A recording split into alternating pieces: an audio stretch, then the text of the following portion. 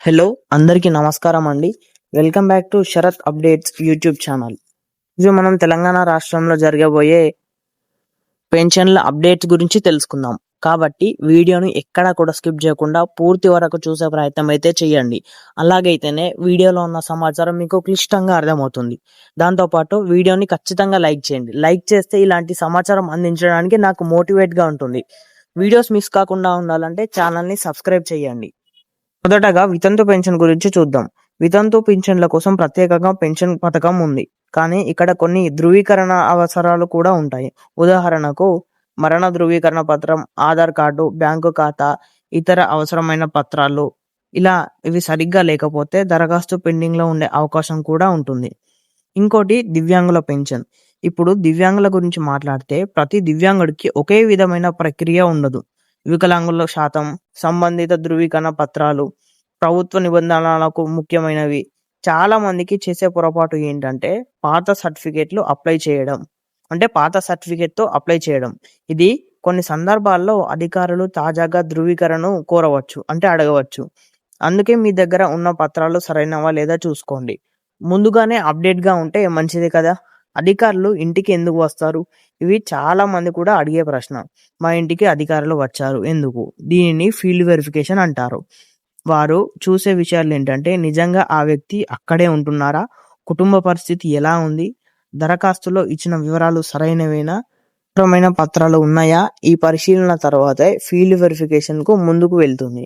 అందుకే అధికారులు వచ్చినప్పుడు సరైన సమాచారం మాత్రమే ఇవ్వాల్సి ఉంటుంది. తప్పుడు సమాచారం ఇస్తే దరఖాస్తు ఆలస్యం కూడా కావచ్చు.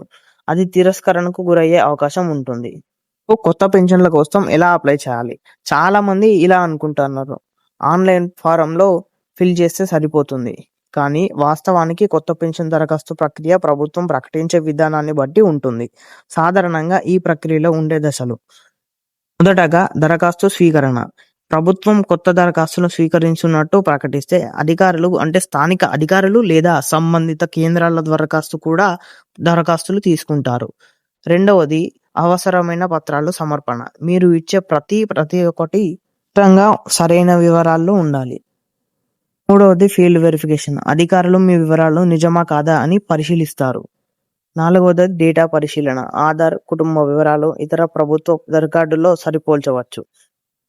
ఐదవది ఆమోదం. అన్ని సరిగ్గా ఉంటే మాత్రమే పెన్షన్ మంజూరు చేయడం జరుగుతుంది తెలంగాణ రాష్ట్ర ప్రభుత్వం నుండి. మరి ఏ డాక్యుమెంట్లు అవసరం?